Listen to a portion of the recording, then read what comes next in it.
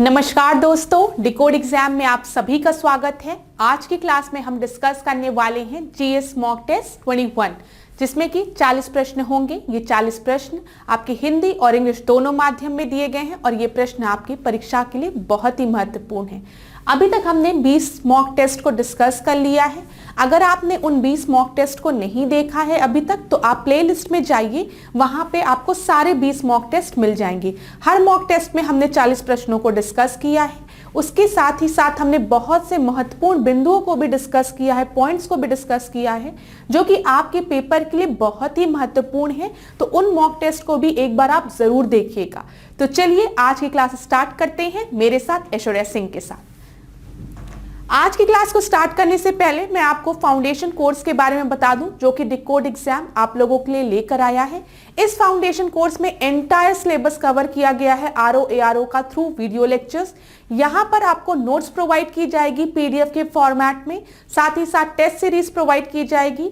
आपको Telegram group से join करा दिया जाएगा। अगर आपको किसी भी तरीके का डाउट होता है तो आप अपने फैकल्टीज के साथ डिस्कस कर सकते हैं। अगर इस कोर्स से रिलेटेड कोई भी इंपॉर्टेंट इंफॉर्मेशन चाहिए तो आप इस नंबर पर व्हाट्सएप करिए। कमेंट पे मैसेज करने से अच्छा आप यहाँ पर जब व्हाट्सएप करेंगे तो सारी इंफॉर्मेशन आपको प्रोवाइड करा दी जाएगी। तो चलिए आज की क्लास का हम अपना पहला प्रश्न देखते हैं। प्रश्न को ध्यान से देखिए। निम्नलिखित में से कौन सा सुमेलित नहीं है? ठीक है, इसको अंडरलाइन कर लीजिए। नॉट करेक्टली मैच्ड की बात की जा रही है। यहाँ पे मौर्यकालीन अधिकारियों के नाम दिए गए हैं और वहां पर आपको उनके द्वारा जो डिपार्टमेंट होल्ड किया जाता है उसका नाम दिया गया है। तो सबसे पहले आपको समाहर्ता दिया गया है। समाहर्ता जो है वो राजस्व विभाग का प्रधान है। दूसरा आपको सानिधाता दिया गया है, जो कि राजकीय कोषाध्यक्ष है। ठीक है, फिर दंडपाल दिया गया है, जो कि पुलिस अधिकारी है। फिर एग्रोनोमोई दिया गया है, जो कि राजकीय कृषि विभाग का अध्यक्ष है। अब हम प्रश्न को हल करते हैं। जब भी हम समाहर्ता की बात करते हैं तो समाहर्ता जो है वो रेवेन्यू डिपार्टमेंट का हेड है। ठीक है, जो सनिधाता है वो आपका स्टेट ट्रेजरी ऑफिसर है, राजकीय कोषाध्यक्ष है। ठीक है, दंडपाल जो है वो पुलिस ऑफिसर है, एकदम सही है। एग्रोनोमोई जो है वो president of state agriculture department ना होके ये मार्ग निर्माण से रिलेटेड है। मार्ग निर्माण अधिकारी है। जब भी हम एग्रीकल्चर डिपार्टमेंट की बात करते हैं तो हम सीता अध्यक्ष की बात करते हैं, ये चीज याद रखिएगा। तो यहाँ पे इनकरेक्ट पूछा था तो डी हो गया। अब व्याख्या में देख लीजिए, डी आपका सही उत्तर है। अब कुछ और इंपॉर्टेंट पॉइंट जो कि परीक्षा की दृष्टि से बहुत ही महत्वपूर्ण है उसको मैं बताने जा रही हूँ। सबसे पहले हमने एग्रोनोमोई की बात की तो मैंने आपको बताया ये मार्ग निर्माण अधिकारी है। ठीक है, यहाँ पे लिखा हुआ है मार्ग निर्माण अधिकारी। सीता अध्यक्ष जो है वो राजकीय कृषि विभाग से रिलेटेड है, ये भी चीज हमने डिस्कस की। अब यहाँ पे देखिए सनिधाता राजकीय कोषाध्यक्ष मैंने आपको बताया। समाहर्ता जो है वो रेवेन्यू डिपार्टमेंट का अध्यक्ष है, प्रधान है। प्रदेष्टा देखिए, प्रदेष्टा जो है वो फौजदारी न्यायालय का न्यायाधीश है। ठीक है, याद रखिएगा, फौजदारी न्यायालय का न्यायाधीश। अब क्लास दंडपाल की मैंने आपको बताया ही, दंडपाल जो है वो क्या है, वो पुलिस ऑफिसर है। व्यवहारिका जो है वो नगर का प्रमुख न्यायाधीश है। ठीक है, ये जज है कहाँ का, नगर का, जो कि व्यवहार देख रहा है, व्यवहारिका हो गया। ठीक है, अंतपाल और दुर्गपाल ये मत भूलिएगा। जब भी हम दुर्गपाल की बात करेंगे, दुर्ग है तो ये राजकीय दुर्ग रक्षकों का अधिकारी है, का अध्यक्ष है। मतलब हम अध्यक्ष की बात करें, जो भी दुर्ग का अध्यक्ष है वो आपका दुर्गपाल कहलाता है। जो अंतपाल है ये सीमावर्ती दुर्गों का रक्षक है। ठीक है, अंतपाल मतलब अंत मतलब बाउंड्री, बाउंड्री मतलब सीमा, तो सीमावर्ती दुर्गों का अध्यक्ष कौन है, वो है अंतपाल। देखिए लक्षणा अध्यक्ष जो है वो मुद्रा तथा टकसाल का अध्यक्ष है। अब लक्षणा अध्यक्ष ऐसे इमेजिन कर लो, जो लक्ष्मण है वो कॉइन बना रहा है, ठीक है, वो मुद्राएं बना रहा है, तो याद रहेगा लक्षणा लक्ष्मण ऐसे करके थोड़ा सा याद कर लो। सीता अध्यक्ष की बात करते हैं तो सीता जी जनक को कहाँ मिली थी, उसमें मिली थी ना, मतलब जब वो जोत रहे थे तो उनको जमीन में मिली थी ना, तो सीता अध्यक्ष। तो ऐसे याद रखोगे आप, एग्रीकल्चर से रिलेटेड है सीता अध्यक्ष, लक्ष्मण आपका क्या कर रहा है, कौन बना रहा है, तो लक्षणा अध्यक्ष याद रहेगा। दोनों में अंतर है लेकिन याद रखिएगा। पौतवा अध्यक्ष की जब हम बात करते हैं तो ये मापतोल का अधिकारी, जो पोते लोग होते हैं वो बहुत मापतोल करते हैं, ऐसे का याद कर लो, पोता पोते। ठीक है, तो पोतवा अध्यक्ष वो हो गया। देखो याद करने का तरीका बता रहे हैं, आपको प्रीलिम्स क्वालिफाई करना है, ट्रिक्स के थ्रू क्वालिफाई करना है कि रट के क्वालिफाई करना है, ये आप पे डिपेंड करता है। तो बस मैंने आपको बता दिया, हो सकता है आपको लक्षणा अध्यक्ष, सीता अध्यक्ष, पोता अध्यक्ष याद ही रहे कि पोते लोग बहुत छान वो करते हैं, मैम मेजरमेंट करते हैं, छोटे बच्चे रहते ना तो वो बड़ा मम्मी ये कम है, पापा ये कम है, दादाजी दादी ये कम है, तो ऐसे ना याद रहेगा। ठीक है, अब यहां पर देखो सीता अध्यक्ष की बात मैंने आपको बता दिया। आकरा अध्यक्ष की हम बात करेंगे तो आकरा मतलब खानों का अध्यक्ष। ठीक है, फिर इसके बाद विविता अध्यक्ष की हम बात करें तो विविता मतलब चारागाहों का अध्यक्ष। फिर उसके बाद पांड्या अध्यक्ष, पांड्या अध्यक्ष याद रखो पांड्या स्टोर से, पांड्या अध्यक्ष जो है वो व्यापार वाणिज्य का अध्यक्ष है। ठीक है, इतना याद रखेंगे आप। फिर इसके बाद एग्रोनोमोई मैंने आपको बता दिया, मार्ग निर्माण का विशेष अधिकारी होता है। अंतपाल मैंने बता दिया, जो आपके जो सीमावर्ती दुर्ग होते हैं उसका अध्यक्ष होता है। रूप दर्शक जो होता है वो आपके मुद्राओं का परीक्षण करने वाला अधिकारी होता है। ठीक है, ये याद रखिएगा, दोनों चीज याद रखिएगा। यहाँ पर हमने डिस्कस किया आपसे, हमने लक्षणा अध्यक्ष की जब बात की तो ये मुद्रा तथा टकसाल का अध्यक्ष होता है, और अगर मुद्राओं के रूप का अध्ययन करना रहता है तो वो कौन करता है, रूप दर्शक करता है। इतने पॉइंट्स याद हो गए होंगे क्लास। पीडीएफ जब आपको प्रोवाइड की जाएगी तो उसमें सारे ऑफिसर्स के नाम लिखे हुए हैं, तो एक बार उसको आप गो थ्रू कर लीजिएगा। जो जो आपसे पेपर में पूछा गया है या फिर पूछने की संभावना है उसको मैंने डिस्कस कर लिया है। हम लोग दूसरे प्रश्न को देखेंगे अब बिना किसी विलंब के, देरी किए। दूसरा प्रश्न देखिए, भागवत धर्म के संबंध में निम्नलिखित में से कौन सा कथन सही नहीं है? Which of the following statement regarding the Bhagavata religion is not correct? Not correct बोला गया है। तो पहला आपको दिया गया, भागवत धर्म का उद्भव मौर्योत्तर काल में हुआ। The Bhagavata religion originate in the post modern period. फिर दूसरा आपको दिया गया, इस धर्म के संस्थापक वासुदेव कृष्ण थे। The founder of this religion was Vasudev Krishna. फिर थर्ड आपको दिया, भागवत धर्म का सिद्धांत भगवत गीता में निहित है। The principle of the Bhagavata religion is enshrined in the Bhagavad Gita. और आखिरी आपको दिया गया है, पशुपत, कपालिक व कालामुख भागवत धर्म के संप्रदाय हैं। ठीक है, पशुपत, कपालिक और Kalamukha are the sect of the Bhagavata religion. तो मैं आपको बताऊं, यहाँ पे बोला गया है नॉट करेक्ट। ठीक है, नहीं करेक्ट। तो जब भी हम पशुपत, कपालिक व कालामुख की बात करते हैं तो ये भागवत रिलीजन से नहीं रिलेटेड है, ये शैव रिलीजन से रिलेटेड है, शैव संप्रदाय से रिलेटेड है। तो इसी वजह से डी जो है वो आपका क्या हो जाएगा, सही उत्तर हो जाएगा। व्याख्या में देखिए डी। ठीक है, अब देखिए जब भी हम भागवत धर्म की बात करते हैं, भागवत धर्म के विषय में सबसे पहली प्रारंभिक अगर हम जानकारी की बात करें तो वो उपनिषदों से प्राप्त होती है। ठीक है, यहाँ पे लिखा भी है आपका। अब यहाँ पे इसका अगर हम उद्भव की बात करें तो ये मौर्योत्तर काल में हुआ था। ठीक है, जैसा कि आपके प्रश्न में लिखा भी था। और इस धर्म के संस्थापक आपके कौन है, यादव कुल के वासुदेव कृष्ण, जिसको कि हम भागवत भी कहते हैं। ठीक है, वासुदेव कृष्ण के उपासक भागवत कहलाते हैं। जो भी वासुदेव कृष्ण के उपासक है उनको हम भागवत कहते हैं, ये आपको पता होगा, इसमें कोई वो नहीं है, कोई नई बात नहीं है। वासुदेव कृष्ण को वैदिक देव विष्णु का अवतार माना जाता है, इसमें भी कोई दिक्कत नहीं है।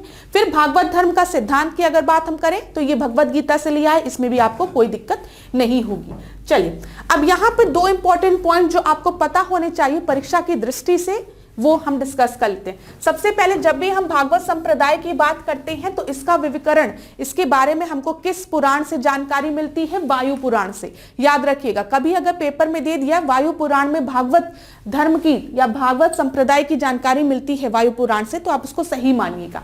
ठीक है, इसी तरीके से जब हम बात करते हैं शैव संप्रदाय की, ठीक है, तो इसकी जानकारी हमको वामन पुराण से मिलती है। यहाँ पे देखिएगा, ये क्या है, शैव, पाशुपत और कपालिक जो आपके प्रश्न में दिया था, व कालामुख शैव धर्म के संप्रदाय हैं और इनका विवरण कहां से मिलता है, वामन पुराण से। तो यहाँ पे आप याद रखेंगे, वायु पुराण से हमें भागवत संप्रदाय के बारे में जानकारी मिलती है। जब हम वामन पुराण की बात करते हैं तो यहाँ पे हमें शैव धर्म के बारे में जानकारी मिलती है। ठीक है, ये दोनों पॉइंट्स याद रखिएगा। अब हम अगला प्रश्न देखते हैं, तीसरा प्रश्न।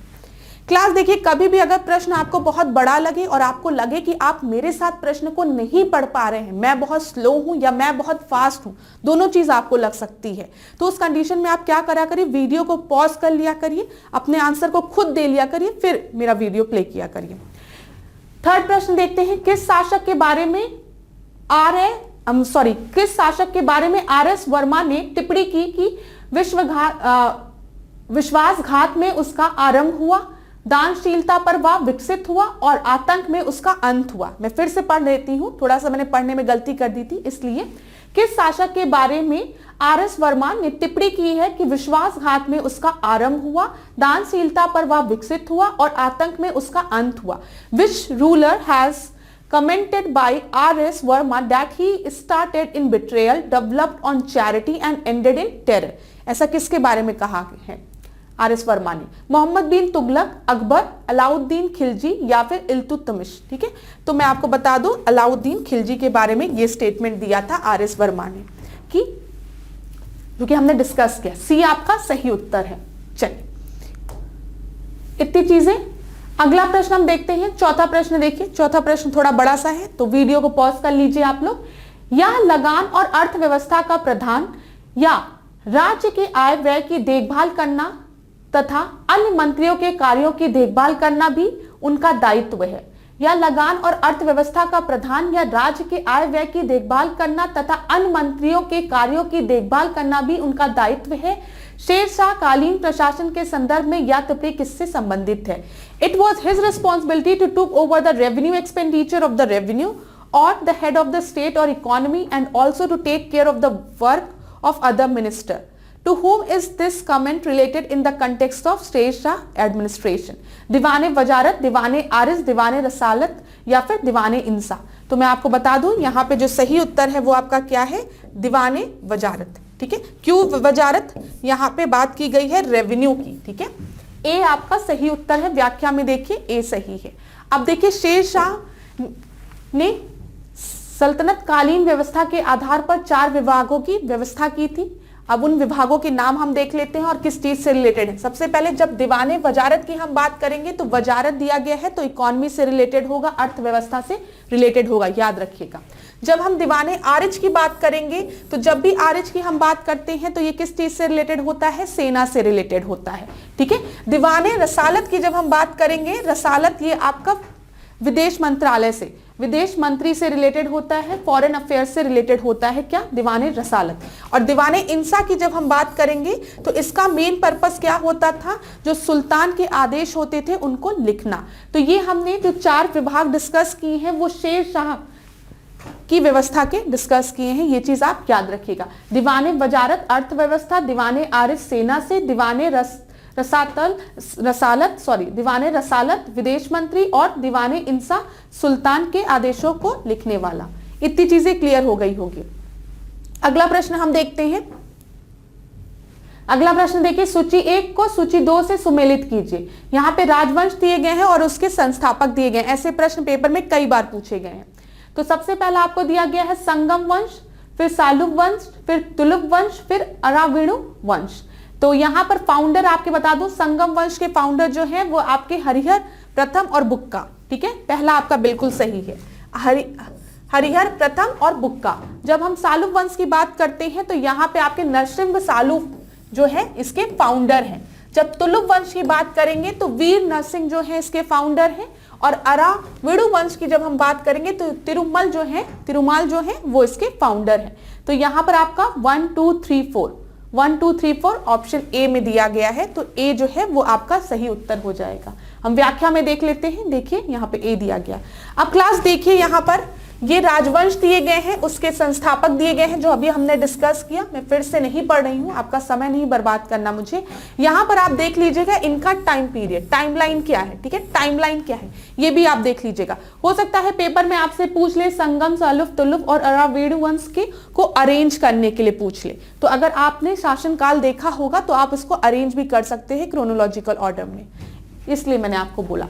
चलिए, छठवां प्रश्न देखें। निम्नलिखित कथनों पर विचार कीजिए। पहला है भारतीय राष्ट्रीय कांग्रेस की प्रथम महिला अध्यक्ष सरोजनी नायडू थी। ठीक है, दूसरा है भारतीय राष्ट्रीय कांग्रेस ने पूर्ण स्वतंत्रता प्राप्ति का लक्ष्य 1929 के लाहौर अधिवेशन में घोषित किया। The first women president of Indian national Congress was Sarojini Naidu. The Indian national Congress has declared the goal of complete independence in Lahore session 1929। अब तक तो मुझे लग रहा है आप लोगों को रट गया होगा।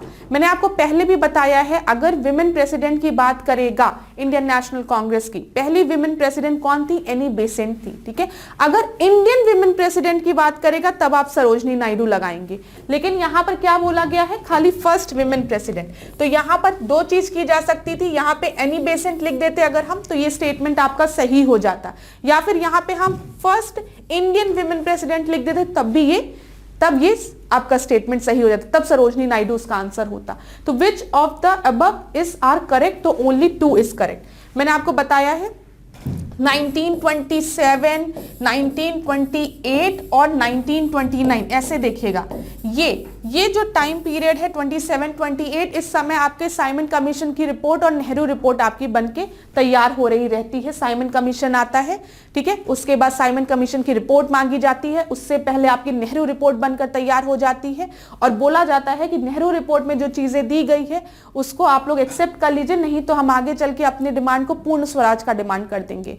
और 1 साल तक नेहरू रिपोर्ट पर कोई भी एक्शन नहीं लिया जाता है, ठीक है। और जब 1 साल तक नेहरू रिपोर्ट पर कोई भी एक्शन नहीं लिया जाता है तो 1929 में जवाहरलाल नेहरू लाहौर में रावी नदी के तट पर झंडा फैला के कहते हैं अब हम पूर्ण स्वराज की मांग करेंगे, ठीक है। हमें पूर्ण स्वराज चाहिए, कंप्लीट इंडिपेंडेंस चाहिए, हम डोमिनियन स्टेटस की अब बात नहीं करेंगे, ठीक है। ये चीज याद रखिएगा कि नेहरू रिपोर्ट में पूर्ण स्वराज की बात नहीं की गई थी, ठीक है। उसमें आपके मतलब कहीं ना कहीं अगर ये नेहरू रिपोर्ट एक्सेप्ट हो गई होती तो 1929 में पूर्ण स्वराज वाली डिक्लेरेशन नहीं की गई होती। तो यहां पे दो आपका एकदम सही है। चलिए इतना मैंने आपको बता दिया। अब 7वां प्रश्न देखिए, 3 कटिया पद्धति में किसान को अपने कृषिजन्य क्षेत्र के कितने भाग पर नील की खेती करनी पड़ती है? इन the 3 kathia system the farmer has to cultivate indigo on what part of his agricultural land? तो 1/20, 3/20, 5/20 या 7/20। 3 कटिया है तो मैं आपको बता दूं 3/20 जो हिस्सा था लैंड का उसमें फार्मर्स को क्या बोना पड़ता था? इंडिगो बोना पड़ता था, नील की खेती करनी पड़ती थी। लेकिन यूरोपियन डाई आने की वजह से मार्केट में जो नील की खेती हो रही थी ये आपके लॉस में जा रही थी, ठीक है। अब जो नील ये लोग प्रोड्यूस कर रहे थे वो आपका क्या हो रहा था? लॉस में जा रहा था, जिसके वजह से अब फार्मर चाहते थे कि वो 3/20 वाले हिस्से में खेती ना करे क्योंकि उनको भी लॉस सफर करना पड़ रहा था यूरोपियन डाइज की वजह से। तो ये चीज आप याद रखिएगा। और आपको पता है कि 1917 आपका 1916 ये कौन सा समय चल रहा है? जब आपका चंपारण सत्याग्रह भी होगा, ठीक है। चंपारण सत्याग्रह के बारे में याद रखिएगा।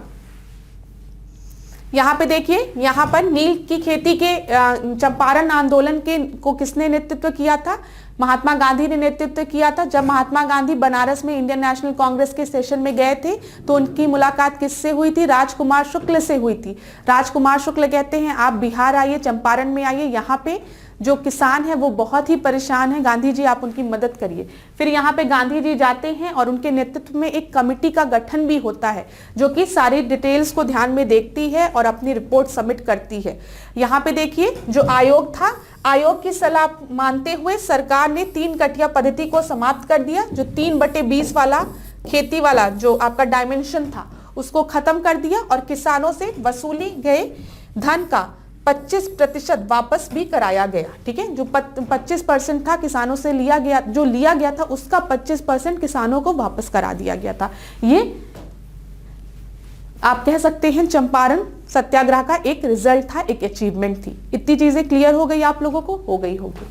चलिए, कभी कभी मुझे ऐसा लगता है कि मैं बहुत तेजी से सारी चीजें बोल देती हूँ, लेकिन आप लोग ना, मैं चाहती हूं कि मैं थोड़ी देर में आपको सब चीज जल्दी जल्दी बता दूं, सारी डिटेल्स बता दूं ताकि आपके सब पॉइंट कनेक्ट हो पाए। अब माइंड मत करना कोई भी। अब 8वां प्रश्न हम देखते हैं, निम्नलिखित युग्मों पर विचार कीजिए, ठीक है। अधिनियम और कौन उससे समय शासन में था, किसका समय था, ये बोला गया। तो फर्स्ट फैक्ट्री एक्ट जो है वो 1881 में आया है, लॉर्ड रिपेन के समय। दूसरा आपका 1891 में लॉर्ड रीडिंग के समय। थर्ड आपका दिया गया 1911 में लॉर्ड हार्डिंग के समय। और आखिरी आपका दिया है 1922 में लॉर्ड विलिंगटन के समय। और आपसे क्या बोला गया है? Which of the 2 pair is not incorrectly match, not correctly match, ठीक है, नॉट करेक्टली। तो कौन सा करेक्ट नहीं है? तो मैं आपको बता दूं जो पहला फैक्ट्री एक्ट आया था वो लॉर्ड रिपेन के समय में आया था। याद रखिएगा क्लास, मैंने आपको बताया भी है, इसके पहले वाले क्लास में हमने रिपेन से रिलेटेड फैक्ट्स को डिस्कस किया था कि local self government, father of local self government Lord ripen. Vernacular press act को किसने हटाया था? लॉर्ड रिपेन ने हटाया था। उसको लगाया किसने था? लॉर्ड लिटन ने लगाया था, ठीक है। इरविन बिल जो था वो किसके समय में आया था? लॉर्ड रिपन के समय में आया था। तो प्लीज क्लास जो भी पॉइंट्स मैं आपको रिवाइज कराती हूँ रिवाइज कर लो। आप एक चीज और नोटिस करते हुए चल रहे, जैसे जैसे हम टेस्ट को कवर करते जा रहे हैं मैम उससे उतनी ही इंफॉर्मेशन और बताती जा रही है। क्यों? क्योंकि मैं मान के चल रही हूँ आपने पहले के टेस्ट देखे हैं और उतने क्वेश्चन आपके तैयार हैं, इसीलिए मैं चीजों को जल्दी जल्दी बता देती हूँ। अब यहां पर देखिए, जब हम फैक्ट्री एक्ट 1891 की बात करेंगे तो ये लॉर्ड रेडिंग के समय नहीं, लॉर्ड लैंसडाउन के समय में आया था। ठीक है, यहां पे लॉर्ड रेडिंग नहीं, लॉर्ड लैंसडाउन होगा। Factory act of 1911 Lord Hardinge. तो ठीक है, 911 में आप सभी को पता है लॉर्ड हार्डिंग है। कैसे पता है? दिल्ली दरबार हुआ है 911 वाला, और 911 वाले दिल्ली दरबार में क्या हुआ था बताओ मुझे? जो कैपिटल था वो आपका जो पार्टीशन हुआ था, जो विभाजन हुआ था उसको रद्द कर दिया गया था और कैपिटल को दिल्ली शिफ्ट कर दिया गया था। तो दोनों चीज आप याद रखिएगा। ठीक है, जो पार्टीशन था वो आपका रद्द कर दिया गया था, जो 1905 वाला बंगाल का विभाजन था उसको रद्द कर दिया गया और कैपिटल को दिल्ली शिफ्ट कर दिया गया था। किसके समय में होता? लॉर्ड हार्डिंग के समय। लॉर्ड हार्डिंग के समय एक फैक्ट्री एक्ट भी आया है, ये भी चीज याद रखिएगा। फैक्ट्री एक्ट ऑफ 1922 जो है लॉर्ड विलिंगटन दिया है, ये आपका गलत है, ये आपका गलत है। क्यों गलत है? ये लॉर्ड विलिंगटन के समय में नहीं, 1922 में लॉर्ड रेडिंग था। ठीक है, तो यहां पे गलत पेयर कौन सा है? 2 और 4। ठीक है, 2 और 4 जो है वो आपका गलत पेयर है। एक मिनट, हाँ सही है। ठीक है, इनकरेक्ट पूछा था, बी आपका सही उत्तर है। यहाँ पे व्याख्या पूरी लिखी हुई है, अगर आप चाहें तो पढ़ भी सकते हैं। अब 9वां प्रश्न हम देखते हैं। यहाँ पर क्या दिया गया है? सूची 1 को सूची 2 से सुमेलित करना है। यहाँ पे सरनेम दिया गया है, रिलेटेड पर्सन दिया गया है। जब भी हम पंजाब केसरी की बात करते हैं, हम पंजाब केसरी किसको कहते हैं? लाला लाजपत राय को कहते हैं। बहुत ही आसान प्रश्न है, ए का 2 हो जाएगा। चलिए, बंगाल केसरी हम किसको कहते हैं? आशुतोष मुखर्जी को कहते हैं। बी का फर्स्ट हो जाएगा। ठीक है, फिर जब हम बिहार केसरी की बात करते हैं तो बिहार केसरी हम किसको कहते हैं? श्री कृष्ण सिंह को कहते हैं। ठीक है, और आंध्रा केसरी हम किसको कहते हैं? टी प्रकाशम को कहते हैं। तो यहां पर आपका सही उत्तर क्या हो जाएगा? बी हो जाएगा। बी देख लेते हैं, बी आपका सही उत्तर है। ठीक है, आंध्र केसरी किसको कहते हैं? टी प्रकाशम को कहते हैं। अब देखिए क्लास, यहाँ पे कुछ व्यक्तियों के नाम दिए गए हैं और उनके उपनाम दिए गए हैं। मैं सब नहीं बताऊंगी, इंपॉर्टेंट बताऊंगी। वयोवृद्ध पुरुष, ग्रैंड ओल्ड मैन किसको कहा जाता है? दादा भाई नौरोजी को कहा जाता है। दादा भाई नौरोजी को हम ने कौन सी थ्योरी दी थी? रेन थ्योरी दी थी ना, रेन ऑफ वेल्थ थ्योरी दादा भाई नौरोजी ने दी थी। ठीक है, यहाँ पे भारतीय पुनर्जागरण के जनक किसको कहा जाता है? राजा राम मोहन रॉय को कहा जाता है। राजा राम मोहन रॉय से रिलेटेड आत्मीय सभा, ब्रह्म समाज, सब याद रखना, मिरातुल अखबार, तो सब याद रखना। ठीक है, ये भी हो गया। चलिए, देश बंधु किसको कहा जाता है? चित्तरंजन दास को कहा जाता है, CR दास को कहा जाता है। दीन बंधु किसको कहा जाता है? वेरी इंपॉर्टेंट, CF एंड्रूज को कहा जाता है। अब मुझे आप लोग एक चीज बताइए कि क्या CF एंड्रूज ने इंडियन नेशनल कांग्रेस के किसी भी सेशन को प्रिसाइड किया था कि नहीं? ये आप मुझे कमेंट बॉक्स में बताएंगे। क्या CF एंड्रूज ने इंडियन नेशनल कांग्रेस के किसी सेशन को प्रिसाइड किया था कि नहीं? इसके पीछे एक पर्पस है, आप जब देखेंगे, गो थ्रू करेंगे तो आपको बहुत सी चीजें पता चलेगी। लेकिन पढ़ना जरूर यार क्लास, पढ़ना जरूर। ठीक है, जो बोलती हूं उसका एक मतलब होता है क्लास में। फिर उसके बाद गुरुजी किसको कहा जाता है? MS गोलवलकर को। ठीक है, अब यहां पर देख लीजिए, black Gandhi Martin Luther king को कहा जाता है। ठीक है, भारत का शेक्सपियर कालिदास को कहा जाता है। माता बसंत किसको कहा जाता है? एनी बेसेंट को कहा जाता है। लोकमान्य तिलक आपको पता है, महामना मदन मोहन मालवीय को, मदन मोहन मालवीय। फिर उसके बाद यहां पर देख लीजिए, राजाजी चक्रवर्ती राजा गोपालचारी, शहीद आजम भगत सिंह। लाल बाल पाल आपको पता ही है, ये एक्सट्रीमिस्ट है। 10वां प्रश्न देखिए, भारत में किस पंचवर्षीय योजना के साथ ही पंचवर्षीय नियोजन की अवधारणा को समाप्त कर दिया गया? On which 5-year plan has the concept of 5-year planning has been discontinued in India? पहला 10वीं दिया है, फिर आपको 11वीं दिया है, फिर 12वीं दिया है, फिर 13वीं दिया है। तो मैं आपको बता दूं, 12th जो 5-year प्लान था, जो C है, 12वीं पंचवर्षीय योजना से पंचवर्षीय योजना से जो 5 ईयर प्लान था उसको खत्म करके हमने नीति आयोग का गठन भी किया।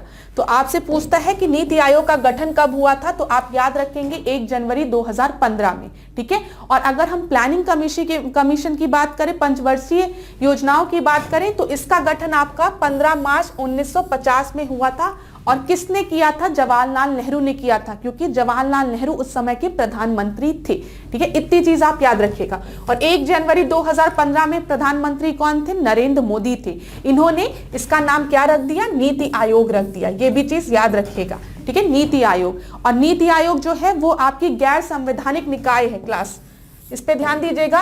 एक गैर संवैधानिक निकाय है और इसके अध्यक्ष आपके कौन होते हैं? प्रधानमंत्री होते हैं, ठीक है। इसके उपाध्यक्ष कौन होते हैं? उपाध्यक्ष कौन होते हैं मुझे बताइए। और पहले उपाध्यक्ष आपके कौन थे? अरविंद पनगड़िया थे। और अभी आपके उपाध्यक्ष कौन है? सुमन बेरी हैं, याद रखिएगा। अरविंद जी का नाम याद रखेंगे, अरविंद पनगड़िया का नाम याद रखेंगे। ये नीति आयोग के पहले उपाध्यक्ष थे और अभी आपके कौन है? सुमन बेरी हैं। दोनों नाम याद रखिएगा, पेपर में पूछा जा सकता है। चलिए, इतनी चीजें क्लियर हो गई। अगला प्रश्न हम देखते हैं। 11वां प्रश्न देखिए, पापुआ न्यू गिनी, ठीक है, को ऑस्ट्रेलिया से अलग करती है। Papua separate New Guinea from Australia. देखिए, अब मैं आपको बताऊं, यहाँ पे थोड़ा सा इसको देख लीजिए, इसको ना कट कर दीजिए, थोड़ा ट्रांसलेट करने में गलती हो गई है, आप करिए। पापुआ न्यू गिनी को ऑस्ट्रेलिया से अलग करती है। Which state separate Australia from Papua New Guinea, ठीक है। समझ में आ गया होगा इंग्लिश वालों को, परेशान मत होइएगा। पहला आपका दिया है टोरस स्ट्रेट, फिर डेविस स्ट्रेट, फिर वास स्ट्रेट, फिर यूकेटॉन स्ट्रेट। तो यहां पर आपका सही क्या है? Torus straight. ए जो है वो आपका सही उत्तर है। ये देख लीजिए आप, ये ऑस्ट्रेलियन कॉन्टिनेंट है, ठीक है। इधर आप देखोगे तो पापुआ न्यू गिनी है, और ये देखो ये आपका क्या है? टॉरस स्ट्रेट है। क्या है? टॉरस स्ट्रेट दिख रहा है आपको। तो अब आप नहीं भूलेंगे, लास्ट क्लास में हमने यूरोप को देखा था और वहां पे इंपॉर्टेंट स्ट्रेट को देखा था। जिस क्लास ने भी उसको नहीं देखा है प्लीज जाके देखिए। मैं आपको ना थोड़ा थोड़ा पढ़ा रही हूँ, मैं फिर बोलूंगी, मैं चीजें एक साथ आपका सब कवर नहीं करा रही हूँ क्योंकि कंफ्यूज हो जाओगे। एक टॉपिक से थोड़े थोड़े प्रश्नों को हम डिस्कस करें ताकि रिवाइज भी हो जाए। अब यहीं पे आप क्लास ऑस्ट्रेलियन कॉन्टिनेंट को एक बार देख लीजिए। यहाँ पे सबसे पहले ग्रेट विक्टोरिया डेजर्ट, फिर गिब्सन डेजर्ट, ठीक है, फिर तनामी डेजर्ट, इधर याद रखो, फिर सिम्पसन डेजर्ट, इधर ग्रेट आर्टिशन बेसिन हो गया, और ये आपका किम्बरले प्लेटू हो गया। अब देखिए क्लास जो मैं आपको बताने जा रही हूं, अगर पूछे किम्बरले प्लेटू कहाँ है तो ऑस्ट्रेलिया में है। आपसे अगर पूछे कि जो डेजर्ट है उसको नॉर्थ टू साउथ या ईस्ट टू वेस्ट लगाओ, तब आप याद रखिएगा इधर मैम ने ग्रेट विक्टोरिया बताया था, फिर उसके ऊपर गिब्सन बताया था, फिर सिम्पसन बताया था, फिर आपका इधर ग्रेट आर्टिशन बेसिन थी। याद रखिएगा प्लीज प्लीज, यहां से प्रश्न बने हैं इसलिए मैं आपको बता रही हूं, ठीक है। यहां पर देखना क्लास, रिवर के नाम, एक म्यूरो रिवर याद करोगे, मूरो, ठीक है, और एक डार्लिंग रिवर, ये दोनों रिवर आप याद रखोगे। और आप देखना कि ये आपके साउथ साइड में है, ठीक है, क्योंकि ऐसे पेपर में इसको डिफिकल्ट बनाने के लिए बोल देगा। जो डार्लिंग रिवर है it flows in the north region of Australia. तो आप याद रखना मैम ने साउथ में बताया है, साउथ वेल की तरफ मैम ने इसको बताया है, याद रखना क्लास। फिर इधर देखो ये आपको तस्मानिया दिखेगा और इधर एक बास स्ट्रेट दिखेगा। तो आज आप 2 स्ट्रेट याद रखना। कौन कौन सा स्ट्रेट याद रखोगे? एक आप याद रखोगे जो मैंने आपको टॉरस स्ट्रेट बताया है, और एक बास स्ट्रेट याद रखोगे। बास स्ट्रेट तस्मानिया और ऑस्ट्रेलियन कॉन्टिनेंट को अलग कर रहा है। इतनी चीजें क्लियर हो गई, बस आज के लिए इतना। डेजर्ट्स के नाम एक बार प्लीज याद कर लेना, ग्रेट विक्टोरिया, गिब्सन, सिम्पसन, ठीक है, ऐसे करके। और फिर जो मैंने आपको बताया है किम्बरले प्लेटू नॉर्थ में है, लेकिन म्यूरो और डार्लिंग की बात करेंगे जो रिवर्स है वो आपके साउथ में है। अगला प्रश्न हम देखते हैं, 12वां प्रश्न देखिए यहां पर। दक्षिण अमेरिका के किस देश से भूमध्य रेखा व मकर रेखा दोनों गुजरती हैं, ठीक है। Through which country of South America both equator and tropic of Capricorn passes. पहला अर्जेंटीना, फिर वेनेजुएला, फिर ब्राजील, फिर पेरू। तो मैं आपको बता दूं जो ब्राजील है वहां से आपकी इक्वेटर भी पास होती है और ट्रॉपिक ऑफ कैप्रिकॉर्न भी पास होती है। सी जो है वो आपका सही उत्तर है। अब यहाँ पर मैं आपको इसको भी मैप के थ्रू दिखाऊंगी।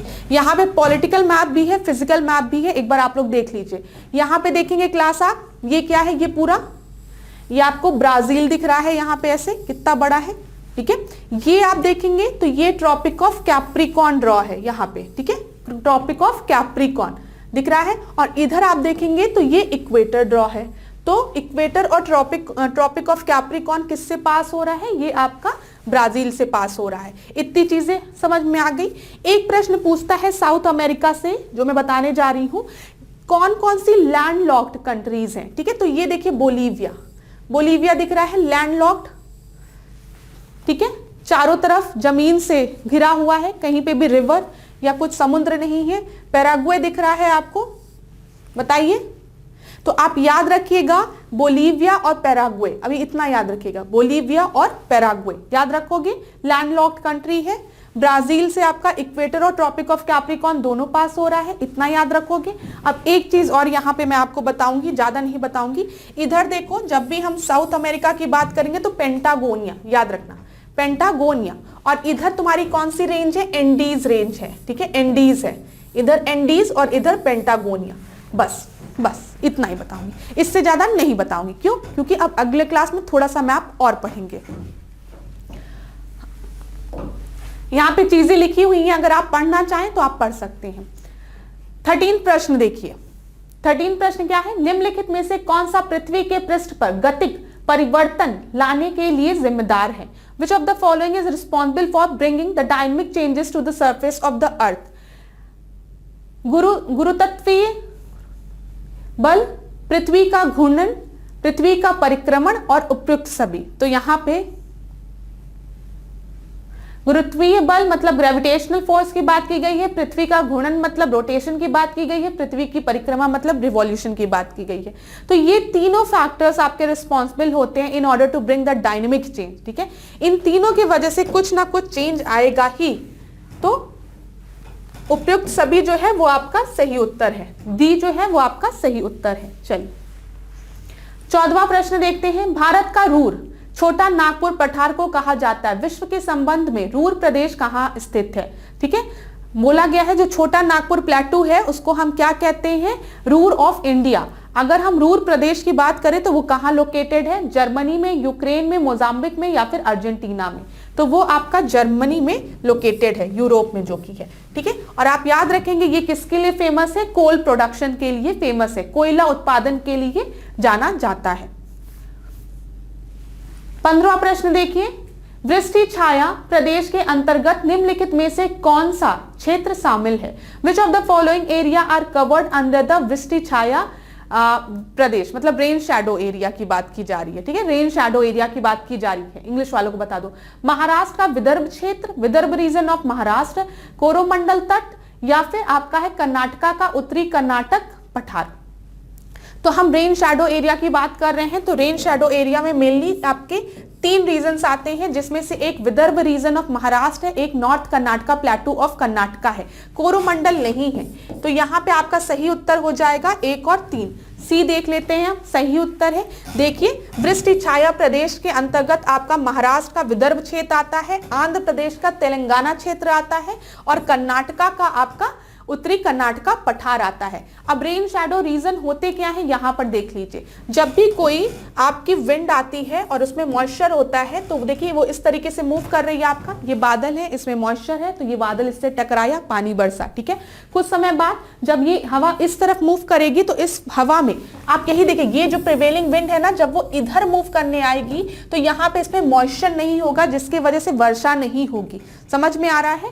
और ये आपका रेन शैडो रीजन कहलाएगा। भारत में हमने डिस्कस कर लिया आपके 3 रेन शैडो रीजन, महाराष्ट्र का विदर्भ क्षेत्र याद रखेंगे, आंध्र प्रदेश का तेलंगाना क्षेत्र और कर्नाटका का उत्तरी कर्नाटका पठार। इस फिगर से क्लास आप एक बार देखो, आपको ज्यादा समझ में आएगा। यहाँ पे जो विंड आ रही है उसमें मॉइस्चर है, पानी है, क्योंकि वो पानी के ऊपर से आ रही है तो वो यहाँ पे बहुत ढेर सारी वर्षा करेगी। लेकिन जब वो इस तरफ उतरेगी तो इसमें जो मॉइस्चर के कंटेंट है, जो पानी का कंटेंट है, वो आपका खत्म हो जाएगा। इस वजह से ये एक तरीके की ड्राई विंड होगी। तो आप यहाँ देख रहे हो, इधर बहुत हरा भरा रीजन है, खूब पेड़ पौधे हैं, और बल्कि इधर आपको क्या थोड़ा सूखा रीजन दिख रहा है। तो चीजों को कोरिलेट कर पा रहे होंगे। चलिए अगला देखते हैं हम 16वां प्रश्न। भारत के संदर्भ में निम्नलिखित में से क्या सबसे उत्तर में पड़ेगा, ठीक है।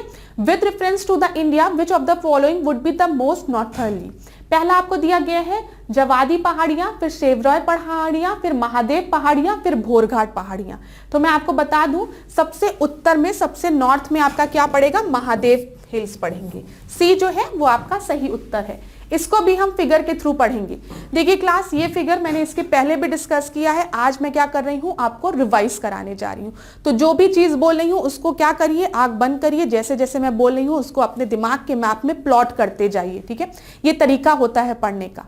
मैंने आपको बताया 2 मिनट आपने वीडियो को पॉज किया, मैंने आपको बताया कि जास्कर ऐसे ऐसे रेंज सब बताया, तो आपने ऐसे ऐसे दिमाग में सब फीड किया। चलिए तो एक बार रिवाइज करा देती हूँ। सबसे पहले आपका कैराकोरम रेंज, फिर लद्दाख, फिर जास्कर, ठीक है, फिर ग्रेट हिमालयन, और फिर इधर धौलाधर रेंज दिख रहा है आपको। फिर इधर जो है ये आपकी शिवालिक रेंज कहलाती है, और इधर महाभारत रेंज आपकी कहलाती है। तो कैराकोरम, लद्दाख, जास्कर, धौलाधर, शिवालिक, और इधर महाभारत रेंज। इतना समझ में आ गया। इधर आप जाओगे तो इधर आपका अरावली रेंज हो गया, राजस्थान की तरफ, इधर की तरफ अरावली रेंज हो गया, ठीक है।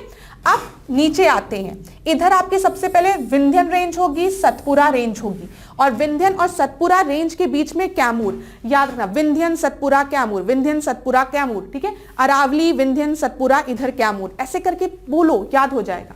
फिर इधर देखो अजंता, ठीक है, इधर महादेव, इधर मैकाल रेंज, और इधर राजमहल हिल्स। बस इतना याद रखो। एक बार देख लो फिगर को आप लोग।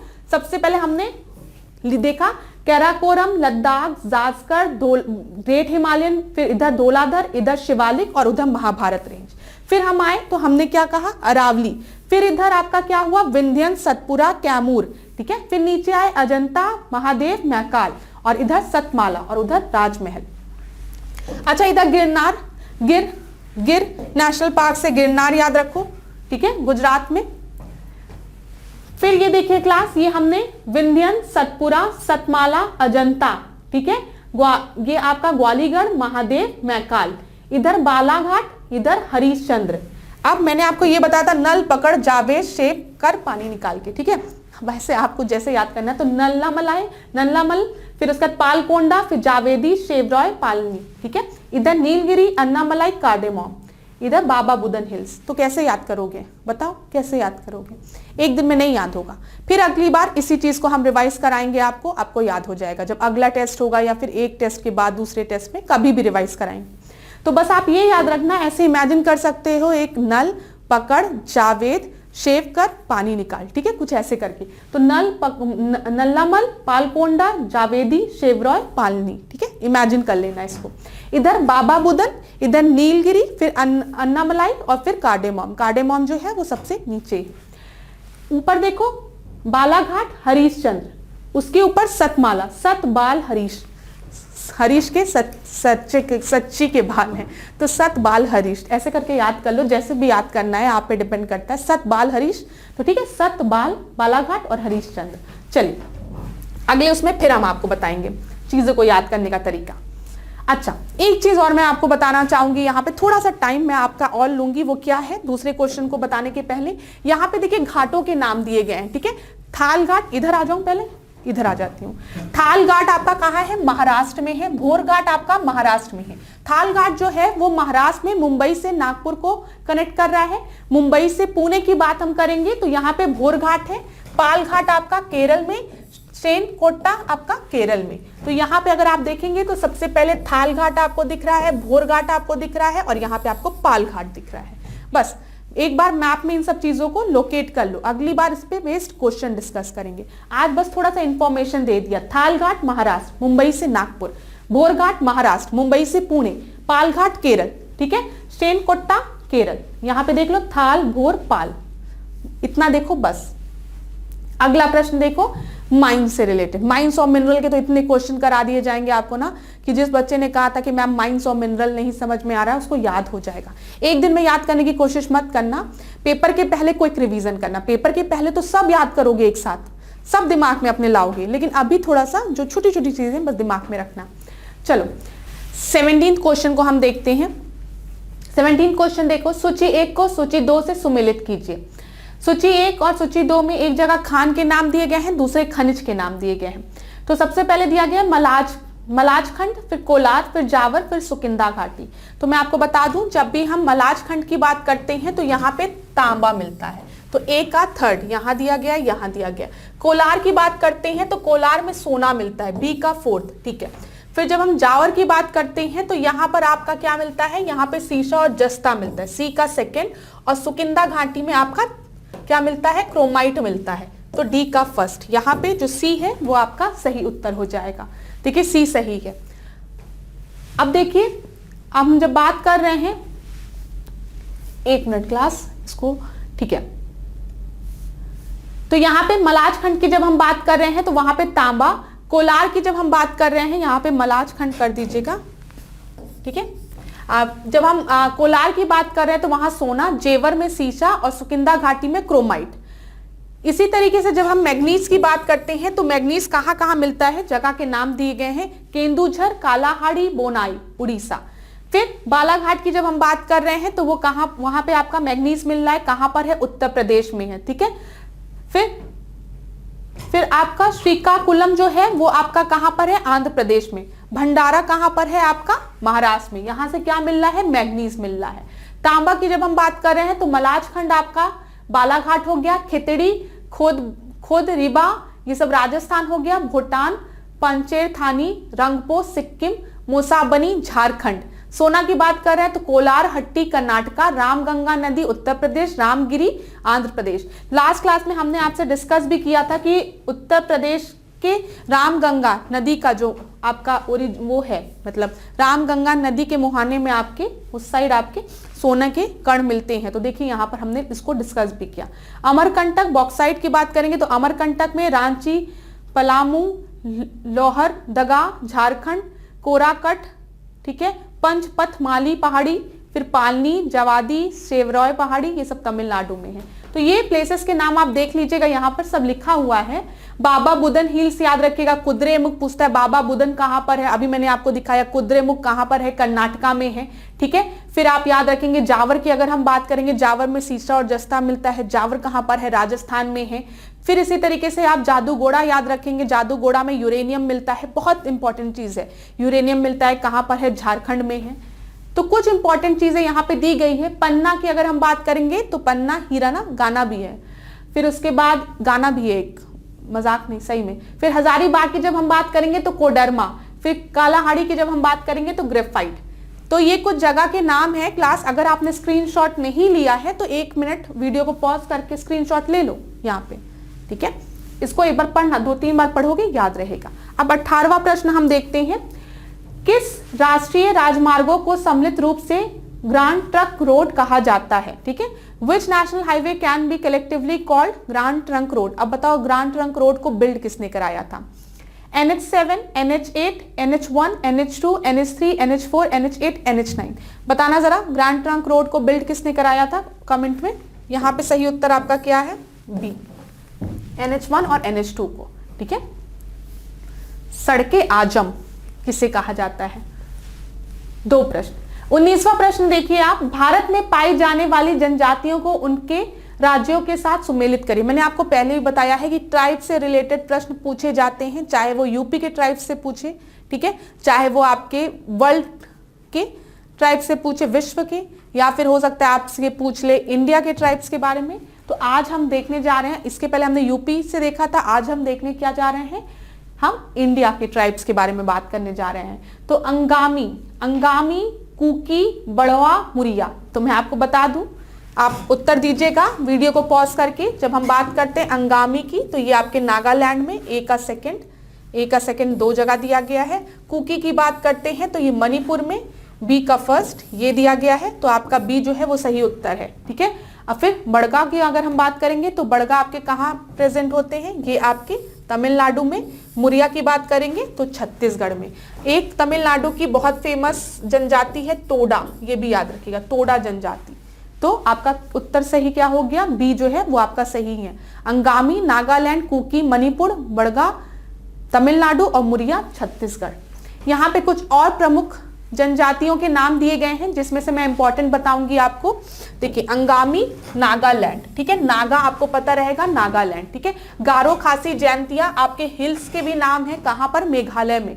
यहाँ पे एक नाम और याद रखेंगे आप, मिकिर, मिकिर भी याद रखेंगे। मिकिर कहां पर है, मिकिर मेघालय में, याद रखिएगा, मिकिर मेघालय।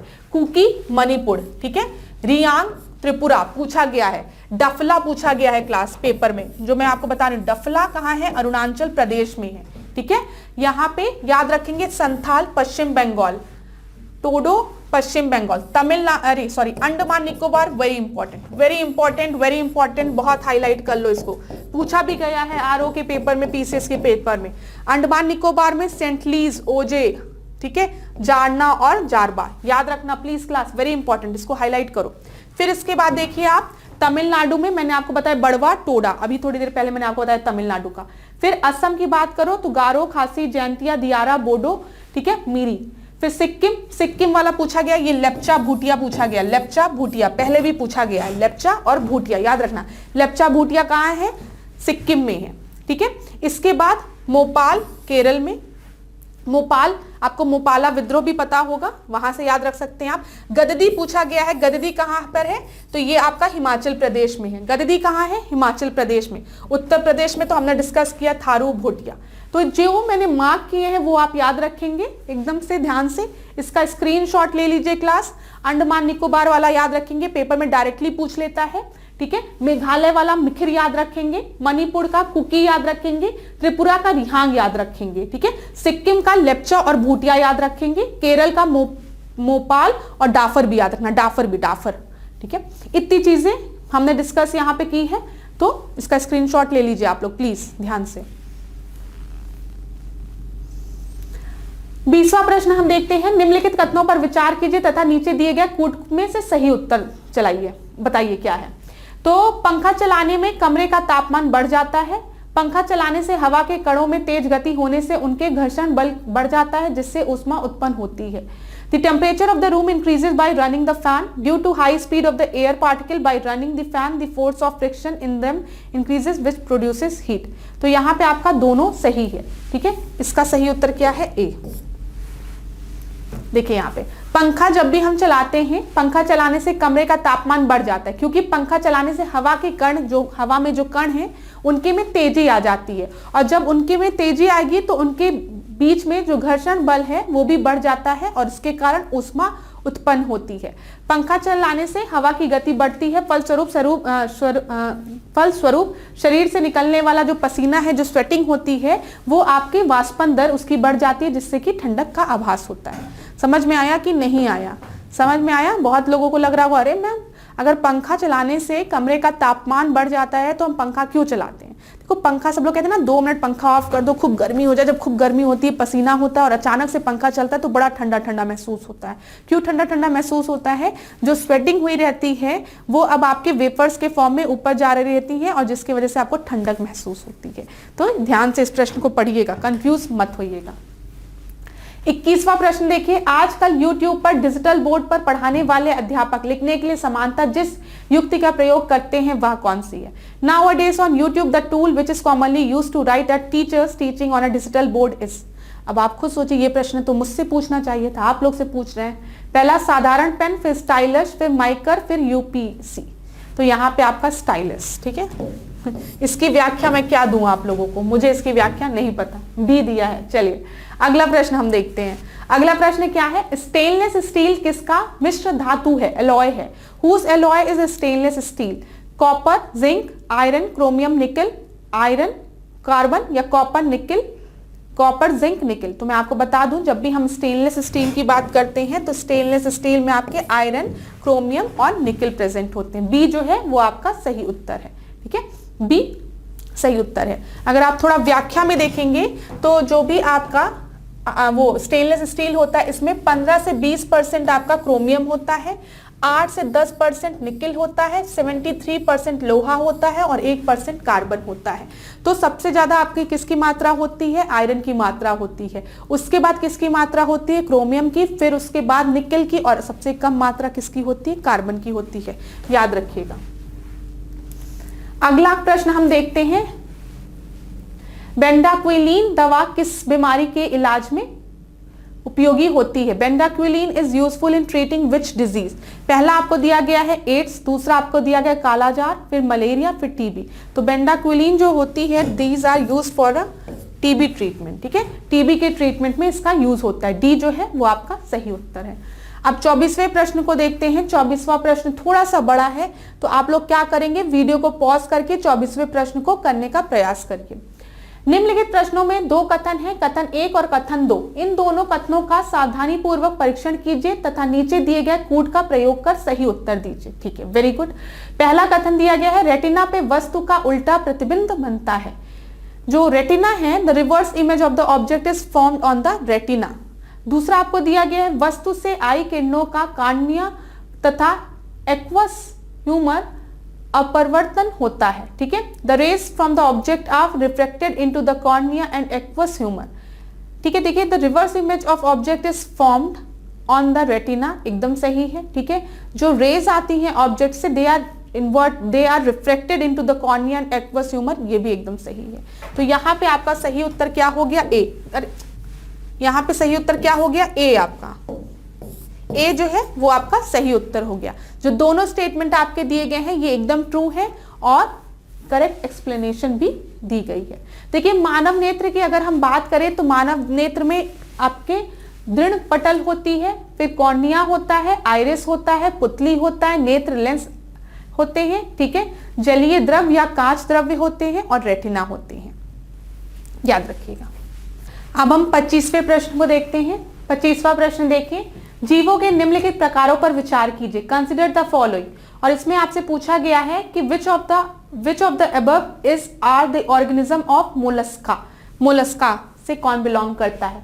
पहला आपको दिया गया है यूप्लेक्टेला, फिर दूसरा दिया गया है घींगा स्नेल, फिर कॉकरोच जिसको कि तिलचट्टा बोलते हैं, और आखिरी आपको दिया गया ऑक्टोपस।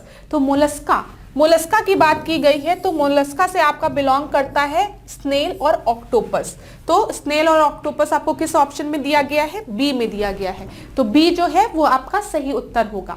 ठीक है, ये देखिए क्लास, यहाँ पे जब भी हम मोलस्का की बात करते हैं तो ये जो समुदाय होते हैं जंतुओं के, ये अधिकतर आपके समुद्र में पाए जाते हैं, पानी में पाए जाते हैं। ठीक है, जिसका कि जल अम्लवर्णीय जल होता है। ठीक है, और ये कुछ नम्न भूमि में भी पाए जाते हैं। जैसे आप स्नेल देखते हो, जो स्नेल है थोड़ी सी गीली नम्न भूमि होती है, वहां पर भी स्नेल्स पाए जाते हैं। इनका जो शरीर होता है ना, जैसे स्नेल का शरीर देखोगे बहुत कोमल होता है, ऑक्टोपस का शरीर देखोगे बहुत कोमल होता है। तो इनका शरीर जो होता है वो बहुत कोमल होता है, इसलिए इनका नाम मोलस्का होता है। ठीक है, सिर नापाद को छोड़कर जंतु का संपूर्ण शरीर मेटल या मेंटा नामक आवरण से घिरा होता है और अपने चारों ओर कैल्शियम युक्त कठोर आवरण बनता है, जिसे कवच कहते हैं। अब आपने देखा होगा स्नेल कुछ इस तरीके से होता है। अब यहाँ पे मैं इतना सुंदर नहीं बना पाऊंगी। ये स्नेल कुछ इस तरीके से होता है। इसका जो ये वाला स्ट्रक्चर है वो आप देखते हैं वो किससे बना रहता है? वो कैल्शियम से बना रहता है। ठीक है, और ये थोड़ा हार्ड सरफेस होता है। और अगर इनकी बॉडी आप देखोगे तो ये बहुत ही सॉफ्ट होती है ना, बहुत ही कोमल होती है, जिसकी वजह से हम इनको क्या कहते हैं? मोलस्का कहते हैं। ये मेनली आपके किस रीजन में पाए जाते हैं? जहाँ पे जल, मतलब जहाँ पे आपका जल अम्लवर्णीय जल मिलता हो, मतलब जहाँ पे पानी की मात्रा हो या जहां पर आपका थोड़ा सा गीली मिट्टी भी होती है, वहां पर भी पाए जाते हैं। ऑक्टोपस तो मेनली आपके पानी में पाए जाते हैं, इतना तो आपको पता होगा। 26 प्रश्न को देखिए। 26 प्रश्न में आपका क्या दिया गया है? कंगारू निम्नलिखित में से किस प्रकार का स्तनधारी होता है? Kangaroo is which of the following type of mammal? पहला आपको दिया गया प्रोथेरिया, फिर आपको दिया गया मेटाथेरिया, फिर यूथेरिया, फिर इकोथेरिया। ठीक है, तो यहाँ पे जो सही उत्तर है वो आपका क्या है? मेटाथेरिया। मेटाथेरिया। अगर आप देखते हैं तो कंगारू एक मैमल होता है जो अपने बच्चे को ना इस तरीके से, उनका आगे पॉकेट होता है, इसी में अपने बच्चे को लेके कंगारू घूमता है। तो इस तरीके के जानवर को हम क्या कहते हैं? मेटाथेरिया कहते हैं। ठीक है, याद रखिएगा। तो बी जो है वो आपका सही उत्तर है। देखिए, मेटाथेरिया वर्ग के जंतु बच्चों को जन्म देते हैं जो मार्सुपियल नामक थैली में विकसित होते हैं। ठीक है, ये थैली में लेके अपने बच्चों को घूमता है। 27वां प्रश्न देखिए, निम्न पर विचार कीजिए, which of the following are the plant hormones? Plant hormones की बात की गई है। सबसे पहले आपको दिया गया जिब्रेलिनस, फिर उसके बाद आपको दिया गया लेक्टोजेनिक, फिर आपको दिया गया है रिलैक्सिन, फिर आपको दिया गया ट्रोमेटिन। ठीक है। तो जेब्रेलिन्स जो होते हैं वो आपके प्लांट हार्मोन्स होते हैं, ठीक है। दूसरा ट्रोमेटिन जो होते हैं वो आपके प्लांट हार्मोन्स होते हैं। तो यहाँ पे 1 और 4 जो है वो आपका सही उत्तर होगा। अब हम एक बार देख लेते हैं जेब्रेलिन्स का यूज क्या होता है। ये जो आपके प्लांट हार्मोन्स होते हैं इनका यूज मेनली, इन हार्मोन्स के हेल्प से जो प्लांट है उनकी लंबाई बढ़ती है, उनकी हाइट बढ़ती है, उनकी ग्रोथ होती है। यहाँ पे देखिए लिखा है, या बौने पौधों को लंबा कर देते हैं, ठीक है, जेब्रेलिन्स हार्मोन, और साथ ही साथ उनको फूल बनाने में भी मदद करते हैं जो जेब्रेलिन्स होते हैं। इतनी चीज याद रखेंगे। जब हम बात करते हैं ट्रोमेटिन की, तो ट्रोमेटिन क्या करता है, ये जो घायल कोशिकाएं होती हैं, जो घायल पार्ट होता है, उनके रिकवरी के लिए यूज होता है। तो दोनों चीज आप याद रखेंगे। अगला प्रश्न हम देखते हैं 28वां। कुछ बड़ा ही प्रश्न है, ज्यादा बड़ा प्रश्न है, तो वीडियो को पॉज करिए, प्रश्न को पढ़िए और आंसर देने का प्रयास करिए। पहला दिया है, भारतीय संविधान सभा के संबंध में निम्नलिखित में से कौन से कथन सही हैं? विच of the following statement regarding the Indian constituent assembly is correct?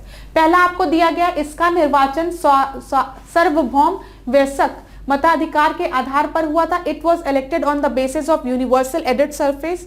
फिर दूसरा आपको दिया गया, भारत की संविधान सभा का प्रथम अधिवेशन 9 दिसंबर 1946 को हुआ था, कि the first session of constituent assembly of India took place on 9 दिसंबर 1946। फिर तीसरा आपको दिया गया, संविधान सभा के पहले अध्यक्ष आपके के.एम. मुंशी थे। KM. Munshi was the first deputy speaker of constituent assembly. और आखिरी आपको दिया गया, भारतीय संविधान को बनाने हेतु भारतीय संविधान सभा के कुल 15 अधिवेशन हुए थे।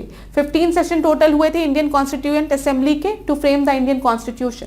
पूछा है कौन सा करेक्ट है, तो मैं आपको बता दूं, ये जो है it was elected on the basis of universal adult surface, ये एकदम गलत है, ठीक है।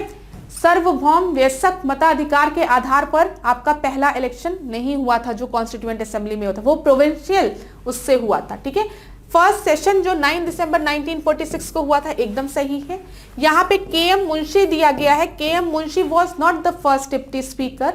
यहाँ पे आपके एस.सी. मुखर्जी जो थे वो आपके पहले डिप्टी स्पीकर थे, और टोटल 12 सेशन हुए थे, ना कि 15। यहाँ पे 12 होगा।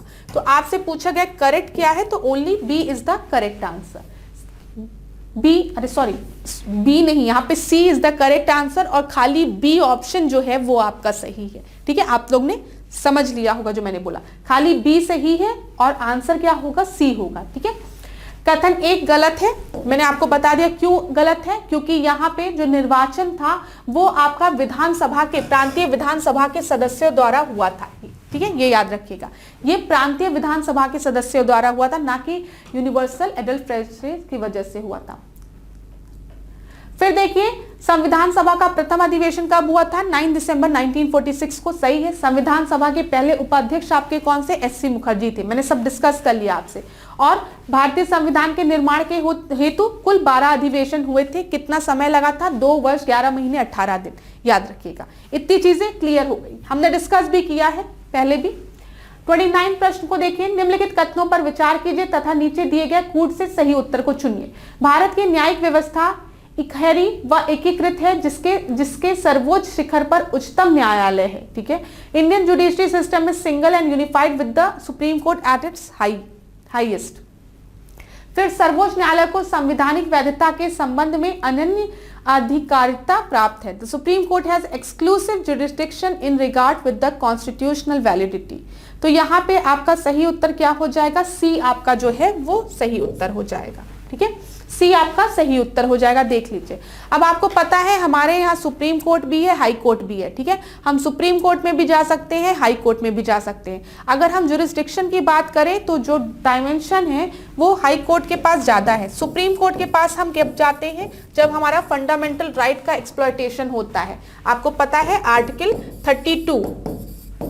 32 के बारे में आपको पता है, कॉन्स्टिट्यूशनल रेमेडीज के बारे में आपको पता है, ठीक है। तो हम सुप्रीम कोर्ट के पास जाएंगे, हम कहेंगे कि हमारे फंडामेंटल राइट का एक्सप्लॉयटेशन हो रहा है, तो हम अपील कर सकते हैं, ठीक है। जब हमको हाई कोर्ट के पास जाना रहता है तो 226 में हम हाई कोर्ट की बात करते हैं। सुप्रीम कोर्ट का फॉर्मेशन किस आर्टिकल के थ्रू हुआ है, 124 आर्टिकल के थ्रू हुआ है, ये भी याद रखिएगा। तो ये कुछ चीजें हैं जो आपको पता होनी चाहिए। 30वां प्रश्न देखते हैं, 30th क्वेश्चन। स्थापना वर्ष की दृष्टि से निम्नलिखित में से कौन सा एक उच्च न्यायालय अन्य तीन से भिन्न है, ठीक है। Which one of the following high court is different from the other in terms of the establishment year.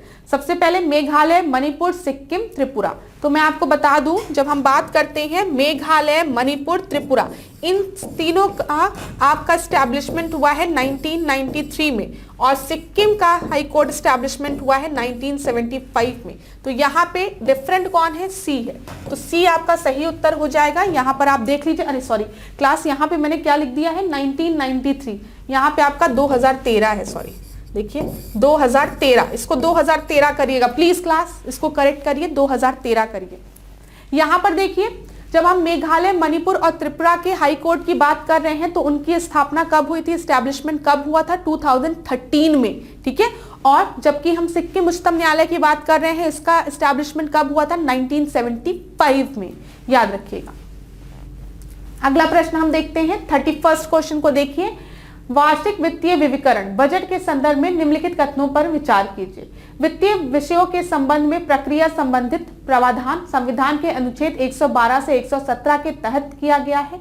अनुच्छेद 112 वार्षिक वित्तीय विवरण के बारे में है। राष्ट्रपति की सिफारिश पर बजट लोकसभा में पेश किया जाता है, इसके बाद इसे राज्यसभा में भी प्रस्तुत किया जाता है, ठीक है। मुझे तो दोनों सही लग रहा है। एक बार इंग्लिश में भी पढ़ते हैं। The procedure provision in relation to the financial matter has been made under the article 112 to 117 of the constitution. Article 112 is about the annual financial statement. ये हम लोग डिस्कस भी करते हैं। आर्टिकल 112 में एनुअल फाइनेंशियल स्टेटमेंट की बात की गई है। कहीं पे भी हमारे संविधान में बजट टर्म की बात नहीं की गई है। बजट के लिए कौन सा स्टेटमेंट यूज किया गया, कौन सा टर्म, एनुअल फाइनेंशियल स्टेटमेंट। दूसरा क्या है, budget is presented in Lok Sabha on the recommendation of president, after which it is also presented in the Rajya Sabha. ये भी आपका एकदम सही है। तो बोथ स्टेटमेंट्स, सॉरी यहां पे देख लीजिए, टिक लगा लीजिए आप,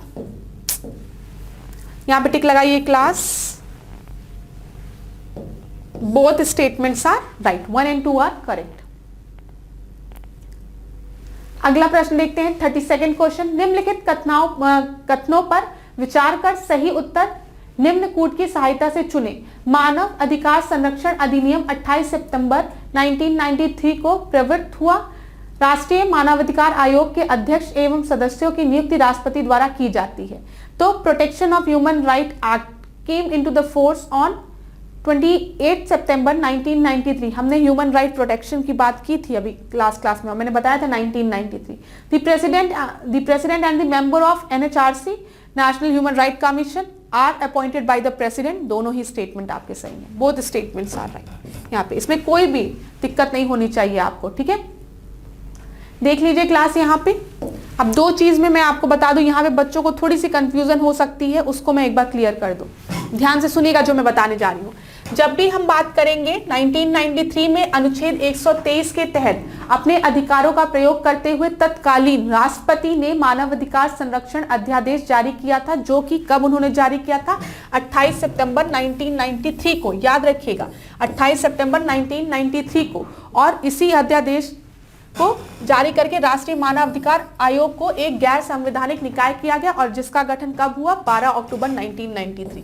तो आप ये चीज में मत कंफ्यूज होइएगा, 12 अक्टूबर 1993 और 28 सितंबर 1993 में, ठीक है। ये चीज आप याद रखिएगा, ठीक है, याद रखिएगा क्लास। चलिए अगला प्रश्न हम देखते हैं। 33वां प्रश्न देखिए। भारतीय संविधान के संशोधन के विषयों पर विचार कीजिए, करते हुए बताइए कि इनमें से क्या पहले घटित हुआ था, ठीक है। सबसे पहले क्या हुआ था, बहुत ही बड़ा प्रश्न है। वीडियो को पॉज कर लीजिए क्लास और प्लीज इसका उत्तर देने का प्रयास करिए। पुर्तगाली क्षेत्रों दादर एवं नगर हवेली को भारत में शामिल कर उन्हें केंद्र शासित प्रदेश का दर्जा दिया गया, ठीक है। तो यहां पर आप देखिए, Portuguese territories Dadar and Nagar Haveli were included in India and were conferred the status of union territories। ये आपका कब हुआ है, 1961 में हुआ है। चलिए दूसरा, समवर्ती सूची की 33वीं प्रविष्टि में संशोधन किया गया तथा इसमें खाद्यान्न, पशुओं के लिए चारा तथा कच्चा कपास आदि विषयों को रखा गया।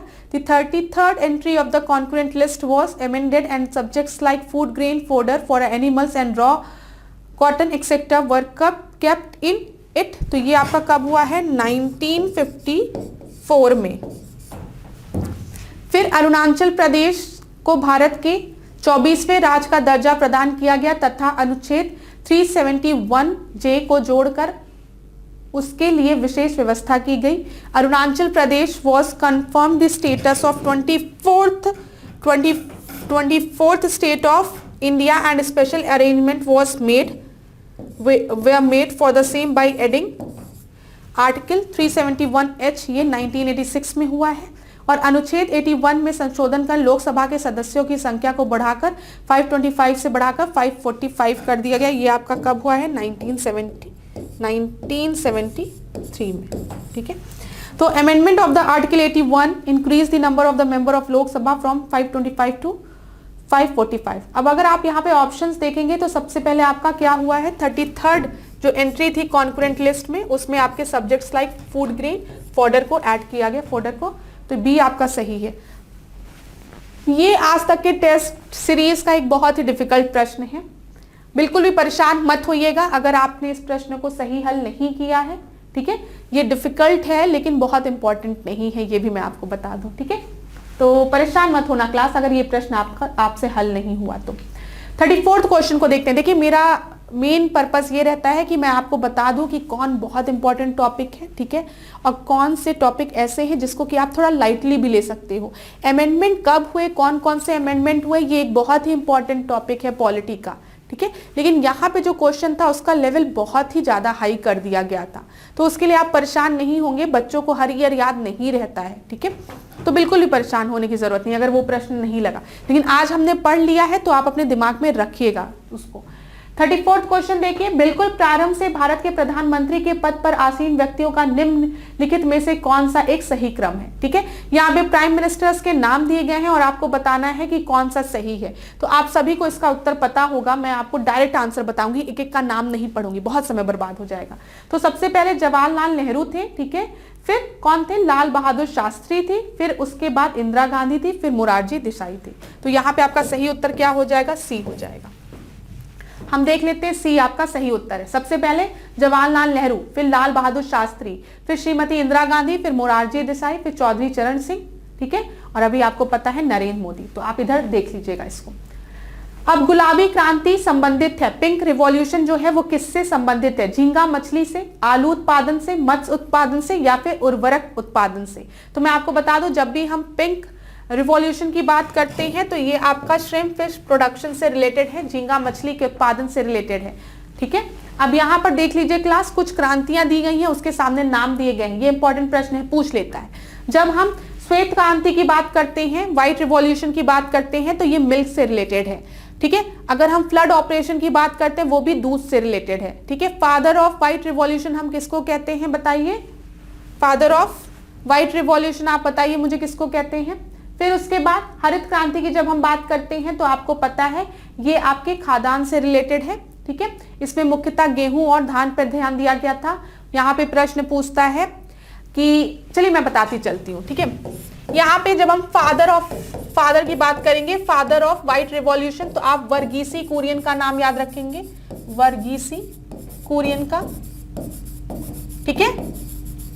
फ्लड ऑपरेशन भी किससे रिलेटेड है, दूध से रिलेटेड है। जब हम हरित क्रांति की बात करेंगे तो आप नॉर्मन बोरलॉग का नाम याद रखेंगे, ठीक है। और किसका नाम याद रखेंगे बताइए, एमएस स्वामीनाथन का,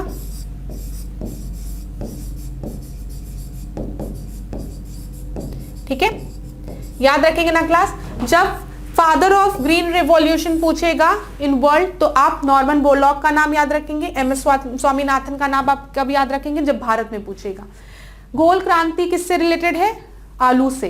नीली क्रांति मत्स्य से, सुनहरी क्रांति बागवानी से, रजत क्रांति अंडा व मुर्गियों के उत्पादकता से, पीली क्रांति खाद्य तेलों से, तिलहन से, घूसर क्रांति उर्वरक से, ठीक है। काली क्रांति पेट्रोलियम से रिलेटेड है, कोयले से रिलेटेड है, याद रखिएगा ये चीज इंपॉर्टेंट है।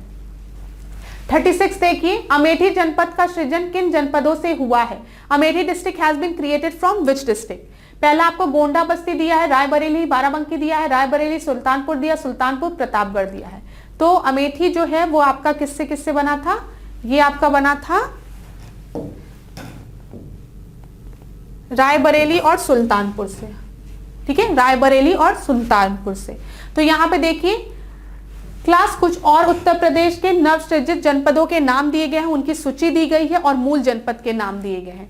जैसे फिरोजाबाद की हम बात करें तो ये आगरा और मैनपुरी से, कन्नौज की फर्रुखाबाद, अमरोहा की आपकी मुरादाबाद, हाथरस की अलीगढ़ मथुरा, ठीक है, औरैया की इटावा, गौतम बुद्ध नगर की गाजियाबाद बुलंदशहर और कासगंज की एटा, याद रखिएगा। और दिए गए हैं यहाँ पर नाम, तो आप देख सकते हैं इसको। 37 प्रश्न को देखिए, भारत में प्रोजेक्ट टाइगर की शुरुआत किस राष्ट्रीय उद्यान से की गई थी, ठीक है। सबसे पहले प्रोजेक्ट टाइगर आपका लॉन्च किस ईयर में हुआ था, 1973 में, याद रखिएगा। फिर उसके बाद आपको क्या क्या दिया गया है, दुधवा राष्ट्रीय उद्यान, फिर किसतवाड़ राष्ट्रीय उद्यान, फिर नागाहोर राष्ट्रीय उद्यान, फिर आपका लास्ट में दिया है, ये इसको नेशनल पार्क कर लेना, इंटरप्राइजेस मत करना, बड़ा खराब लगेगा, पार्क करना इसको, ठीक है, नेशनल पार्क। फिर जिम कॉर्बेट नेशनल पार्क, और यहां पर सही उत्तर आपका क्या है, डी है, जिम कॉर्बेट नेशनल पार्क। 37 का आपका सही उत्तर डी है।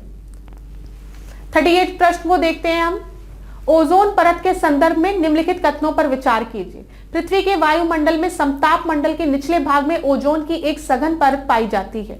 A dense layer of ozone is found in the lower part of the stratosphere in the earth atmosphere। मैंने आपको पहले भी बताया है कि जो ओजोन लेयर है वो समताप मंडल में स्ट्रेटोस्फीयर में आपकी मिलती है, ठीक है, जो कि अल्ट्रावायलेट रेज को मतलब पृथ्वी पे आने से रोकती है, ठीक है। ओजोन छिद्र का निर्माण अंटार्कटिका के ऊपर सर्वाधिक हुआ है। The ozone layer has form most over the Antarctic region, ये भी एकदम सही है। तो यहाँ पर आपका जो सही उत्तर हो जाएगा वो क्या हो जाएगा, सी हो जाएगा, ठीक है, बोथ 1 और 2। यहाँ पे देख लीजिए क्लास एक बार, ओजोन का जो रासायनिक सूत्र है वो क्या है, O3 है, ठीक है, मैंने आपको बताया है O3 है ओजोन का रासायनिक सूत्र। जब हम ओजोन की बात करते हैं, अगर ओजोन आपके लेयर के फॉर्म में स्ट्रेटोस्फीयर में प्रेजेंट हो तो उसको हम गुड ओजोन कहते हैं। क्यों हम उसको गुड ओजोन कहते हैं, क्योंकि वो अल्ट्रावायलेट रेज को पृथ्वी के एटमॉस्फेयर में अंदर आने से रोकती है, ठीक है। लेकिन एक आपका बैड ओजोन भी होता है, ठीक है। बैड ओजोन जो होता है वो सेकेंडरी पॉल्यूटेंट की तरह एक्ट करता है। क्यों ये सेकेंडरी पॉल्यूटेंट की तरह एक्ट करता है, क्योंकि ये 2 प्राइमरी पॉल्यूटेंट से मिलकर बना होता है और ये वातावरण में, ये आपके एटमॉस्फेयर में प्रेजेंट हो जाता है O3। जब आपके जो ओजोन है वो स्ट्रेटोस्फीयर में प्रेजेंट है तो वो आपका गुड ओजोन है, ठीक है। लेकिन अगर यही आपके वातावरण में एटमॉस्फेयर में आ जाए O3 सेकेंडरी, तो ये एक सेकेंडरी पॉल्यूटेंट की तरह वर्क करता है जो कि हानिकारक होता है। याद रखिएगा क्लास, ये सब बहुत ही इंपॉर्टेंट चीज है जो मैं आपको बता रही हूँ। ओजोन की जो मोटाई है वो किससे नापी जाती है, डॉप्सन से। डॉप्सन याद रखिएगा। ओजोन डे हम कब मनाते हैं, 16 सितंबर को। क्यों 16 सितंबर को हम ओजोन डे मनाते हैं, क्योंकि इस दिन मॉन्ट्रियल प्रोटोकॉल पर हस्ताक्षर हुआ था, ठीक है। 16 सितंबर 1987 को ओजोन की रक्षा करने के लिए मॉन्ट्रियल प्रोटोकॉल बनाया गया था, जिस पर कि साइन हुआ था। इस वजह से हम 16 सितंबर को ओजोन डे मनाते हैं। एक चीज और मैं आपको बताऊंगी, ओजोन से रिलेटेड कौन कौन से आपकी चीजें थी। कियना अभिसमय 1985, जिसको कि हम वियना कन्वेंशन कहते हैं, ठीक है। वियना, यहाँ पे कियना नहीं, वियना, इसको वियना कन्वेंशन करिए, गलत लिखा हुआ यहाँ पे, मैंने पहले ही बताया। वियना कन्वेंशन किससे रिलेटेड है, ओजोन से, ठीक है। मॉन्ट्रियल प्रोटोकॉल ओजोन से, किगाली एग्रीमेंट ओजोन से, ठीक है। याद रखिएगा 1985, 1987, 2016, हो सकता है क्रोनोलॉजी में पूछ ले। तो इतनी चीजें हमने डिस्कस की। 39वां क्वेश्चन देखिए, जनगणना के अनुसार 3 सर्वाधिक शहरी जनसंख्या वाले केंद्र शासित प्रदेशों का सही क्रम बताइए, ठीक है। क्या है आपका दिया है यहाँ पे, सही उत्तर जो है वो आपका क्या है 39 का आपका सही उत्तर है सी। सी जो है वो सही उत्तर है। यहाँ पे देख लीजिए, जब भी हम जनगणना की बात करते हैं तो जनगणना के अनुसार यहाँ पे दिया है, हाँ, 3 सर्वाधिक शहरी जनसंख्या वाले जो केंद्र शासित प्रदेश हैं वो आपके कौन कौन से हैं। सबसे पहले दिल्ली है, फिर चंडीगढ़ है, फिर पुडुचेरी है, ठीक है। दिल्ली, चंडीगढ़ और पुडुचेरी, याद रखिएगा। और अगर हम प्रतिशत की बात करें, देखिए यहाँ पे तो क्लास जनसंख्या की बात की गई है, शहरी जनसंख्या की बात की गई है, और यहीं पर अगर हम प्रतिशत की बात करें, शहरी परसेंटेज की बात करें, तो दिल्ली, चंडीगढ़, लक्षद्वीप, दमन दीव और पुडुचेरी, ठीक है, याद रखिएगा। आज की क्लास का अब हम आखिरी प्रश्न डिस्कस करेंगे। 40वां प्रश्न आज की क्लास का आखिरी प्रश्न है, ठीक है। तो इसको ध्यान से देखिए। अच्छा, जब मैं 40वां प्रश्न बोलती होंगी आज की क्लास का तो बच्चों को बड़ा अच्छा लगता होगा। चलो खत्म हो गया ना। राष्ट्रीय नागरिक रजिस्टर के संदर्भ में निम्नलिखित कथनों पर विचार कीजिए। अच्छा, ये भी दिक्कत हो गई है कि कभी कभी मैं बच्चे बोल देती हूँ, क्लास बोल देती हूँ, तो बच्चों को उसमें भी, मतलब आप लोगों को उसमें भी दिक्कत होती है, तो जो भी अच्छा लगे वो आप समझ लीजिए। एक, राष्ट्रीय नागरिक रजिस्टर सबसे पहले वर्ष 1951 में तैयार किया गया था। दूसरा, असम भारत का पहला राज्य है जिसके पास राष्ट्रीय नागरिक रजिस्टर है। तो national register of citizen was first prepared in 1951. This is right statement. And Assam is the first state in India to have a national register for citizen. This is also a right statement. तो यहाँ पर आपका दोनों जो है वो सही उत्तर है। व्याख्या में देख लीजिए, सी जो है वो आपका सही उत्तर है। तो चलिए क्लास, आज के सेशन को हम यहीं पे एंड करेंगे। नेक्स्ट क्लास में हम फिर 40 प्रश्नों को डिस्कस करेंगे। 40 प्रश्नों के साथ इंपॉर्टेंट फैक्ट को डिस्कस करेंगे। आज की क्लास में मैंने जानबूझ के आपको ना टाइगर रिजर्व की लिस्ट नहीं दी है। क्यों नहीं दी है? क्योंकि मैंने पहले ही इस क्लास में बहुत से फैक्ट्स को डिस्कस कर लिया है। आज की क्लास के लिए मैं मानती हूं उतना ही आपके लिए सफिशिएंट है। नेक्स्ट क्लास में हम क्या करेंगे, टाइगर रिजर्व की एक लिस्ट को भी डिस्कस कर लेंगे। नेक्स्ट या नेक्स्ट कभी भी डिस्कस कर सकते हैं, ठीक है। तो धन्यवाद क्लास। होप आपको ये मॉक टेस्ट की सीरीज अच्छी लग रही हो। अगर आपका कोई एक जेन्युइन फीडबैक है, आप चाहते हो कि इस टॉपिक से क्वेश्चन कवर हो, तो आप मुझे कमेंट में बता सकते हो और वो हम आपके लिए लाएंगे, वहां से प्रश्न हम आपके लिए लाएंगे। तो धन्यवाद, आज के सेशन को यहीं पे एंड करते हैं। Thank you so much.